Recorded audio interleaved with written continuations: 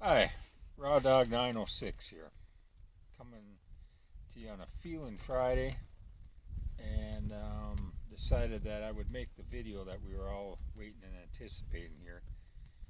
Remember when I said I wanted to introduce you to Lisa? Well, Lisa isn't a girl. I wish she was. I wish she was a real girl. Mm, then again, that's my third baby mama's name. Oh yeah, to get personal with you here. Not sure what you all know about me, but that'd be my youngest son, Caden. His mom's name is Lisa, and I'm proud to be able to be in Caden's life, and we're working on a relationship together, and he'll be a senior this coming year. So, class of 24, represent. Good kid. 24 got to be good for him. It's his number. Basketball star. Proud of you, Caden. But we're going to talk about Lisa and not his mom. Lisa is an acronym. It's the best blanket way of describing my feelings for the last several months. I've done a lot of reflection at night, and I've worked hard to think of some of the stuff I want to say on this video. And L.I.S.A, the acronym, is loneliness, isolation, sadness, and anxiety. Yeah, the rheumatoid fingers. When the acronym of L.I.S.A is all together, it's a fucking nightmare. I a lot of times feel that I don't live. I feel like I merely exist. And that's not a great way to be. I mean, like literally, I wake up looking forward to eating.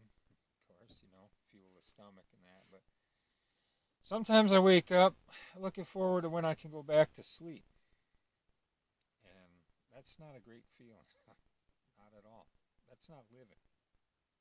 And 47 years old, it's definitely time to be able to live. It should be time to thrive and feel alive. And, I try to come up with the feel good messages. I'd like to be putting out positive feelings to you. I mean, make this channel a little more positive. It's normally a rheumatoid arthritis channel. That's the purpose of all this. And this is going to get posted in my group, Raw Dogs. Raw Dog 906's Team Fuck RA. Find that on Facebook. Join it, please, if you or loved ones suffer with rheumatoid arthritis. But I definitely get into the video of what's the worst thing about rheumatoid arthritis.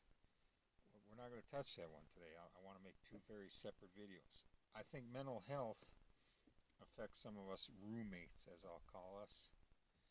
I got a decent family of roommates right now, and but mental health affects us. So I'm gonna go back to Lisa. The loneliness. Pain is lonely. It's a different kind of loneliness. Personally, here I have no family. Friday family. You got that going on. So I really don't. I mean, I once in a while talk to my father on a quick cell phone call. We haven't even video chatted. We used to send some pictures back and forth, but it's only become one-sided lately, so that kind of sucks. So there's that loneliness. Man, I'm doing this alone. And y'all can see I got my beautiful girl here, Ms. Mazzy, and we're working on that. I'm training her, and I'm going to have her accompany to more places. So that's going to take away a little bit of loneliness. Well, let's move on to the second bullet point, isolation. Now, I live on an island, and I'd love to pan this camera around and show you the scenery. I mean, I can have my toes in Lake Superior in less than 10 minutes from my house. So, rather than paying the $1 million property taxes living right on the lake, I'll take the little drive to the lake. A nice little scenic drive, and it's nice. But isolation. I literally live on an island. We can have a grocery store here in town. We got a very uke-worthy Burger King, and yeah, I'm going to say that on here. I've had some real piss-poor food come from that. But when you're in a pinch, it's 9 o'clock at night, you forgot to eat supper or you didn't have time to eat supper, you know, you go there.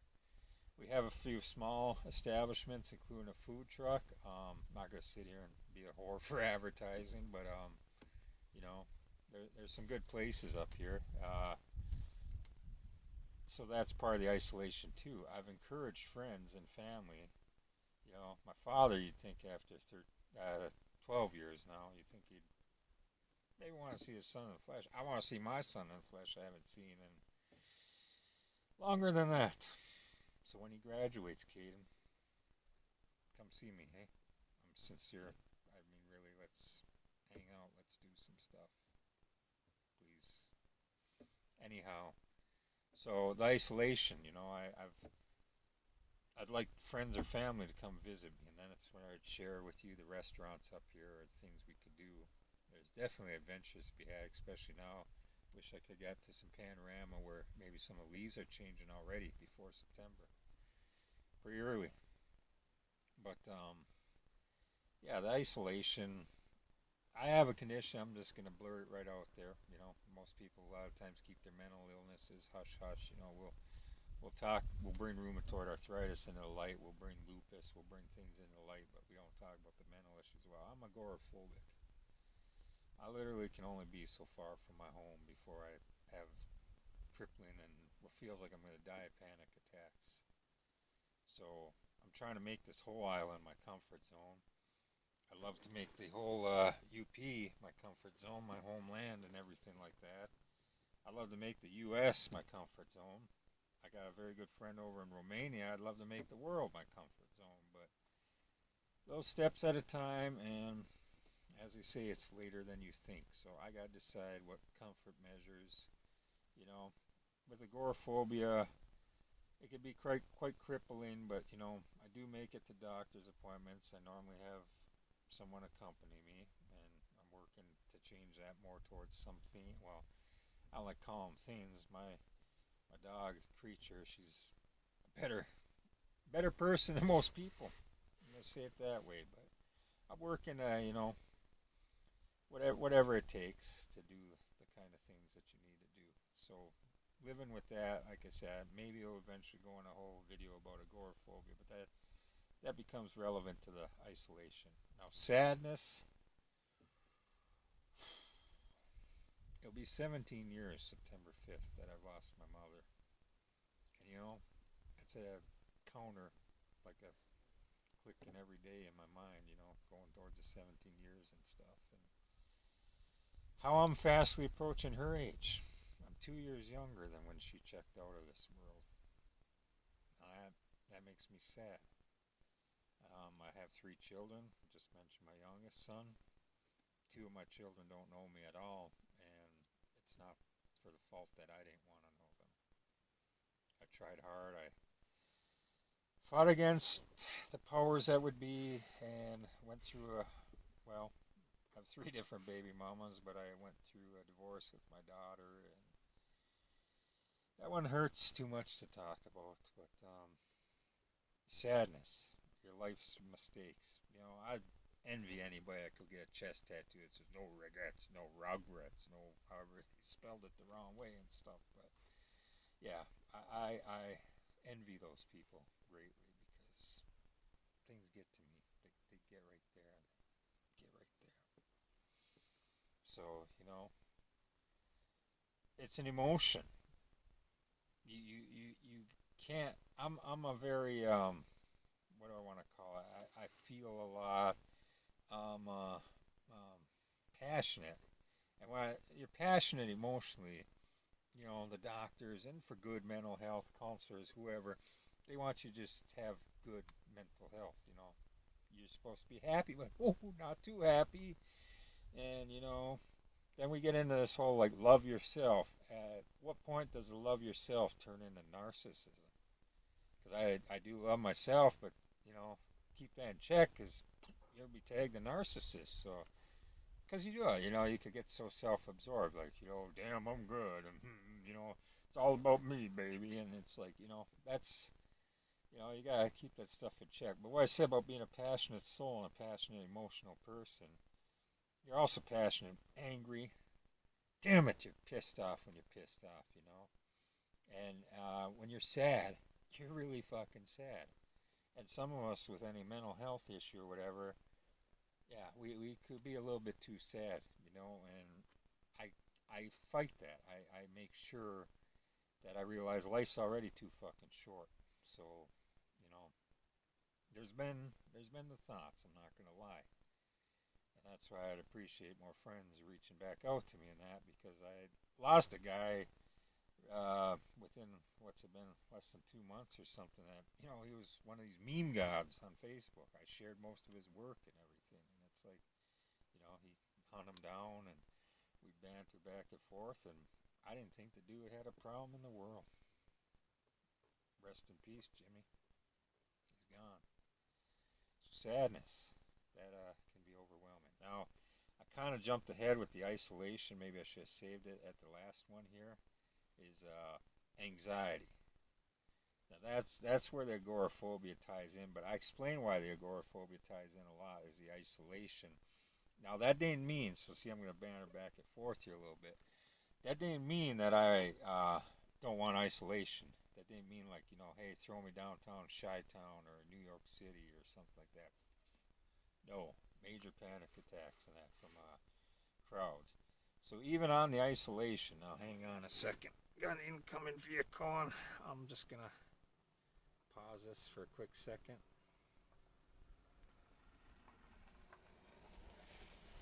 Or maybe we'll just try to talk over it. Anyhow, you never know what okay, they're gonna go that way.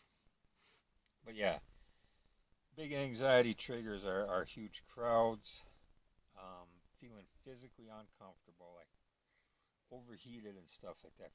Boy, that ramps up anxiety. Pain. There we go. It finally comes together with rheumatoid arthritis. Pain will give you incredible anxiety. I mean, just how do I get rid of this? And especially with RA, and I injured myself many years ago where I bruised my chest wall. It's a miracle it didn't crush or anything like that. I fell off a ladder, not your household ladder. There's step ladders to get in and out of heavy equipment, and particularly a front end loader. I was running two front end loaders, and yeah, one guy, two machines, back and forth, and I missed a step, took it right in the chest, hit the ground, got back up, was operating for a while. All of a sudden I felt the pain.